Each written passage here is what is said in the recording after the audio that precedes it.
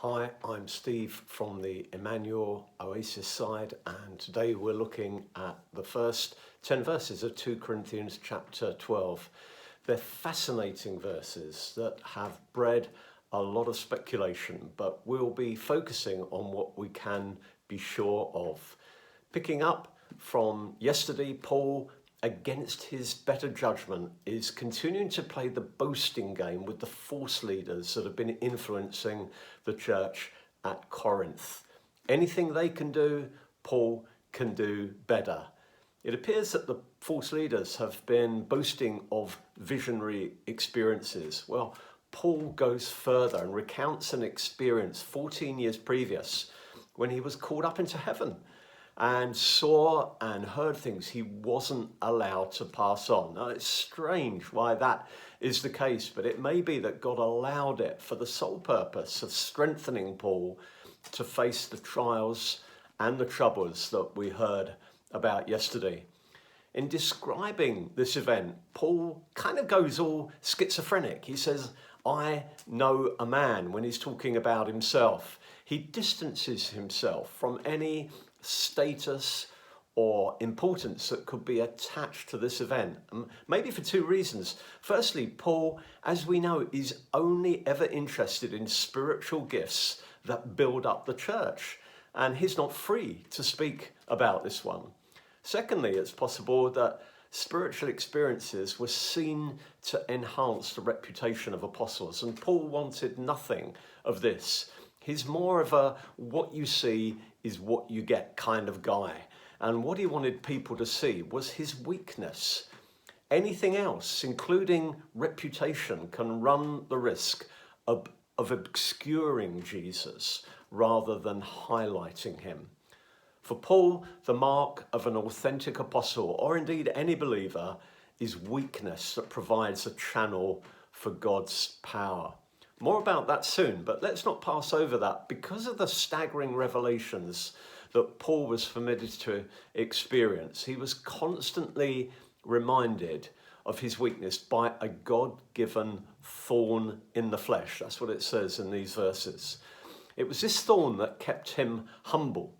We simply don't know what it was, though there have been no shortage of suggestions. Eye condition, speech impediment, a specific temptation, troublesome people. But what we do know is that despite Paul's pleas, God didn't remove it. And as these verses reveal, Paul came to see his thorn amazingly as a gift. Let me just read the relevant verses here. 3 times I pleaded with the Lord about this, that is the thorn, should leave me. But he said to me, and these must be amongst my favourite verses in the Bible, "My grace is sufficient for you. My power is made perfect in weakness. Therefore I will boast all the more gladly of my weaknesses, so that the power of Christ may rest upon me. For the sake of Christ then, I am content with weaknesses, insults, hardships, persecutions, and calamities. For when I am weak, then I am strong." Here's a few things we can learn from these verses, especially if we're going through something of a tough time. Firstly, his grace is always enough. We sometimes question that, but it's true. Nothing can separate us from the love of God. Secondly, our weakness is like a stage to display his power. You know, there's no shame in being weak. There's no shame in being weak. Our problem is never that we're too weak for God to use, but more that we think we're strong enough to cope.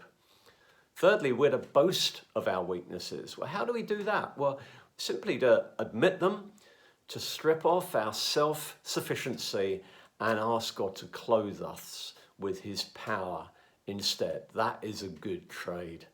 And finally, we're to learn contentment like Paul. This means that at times we need to accept the thorns as well as the blessings.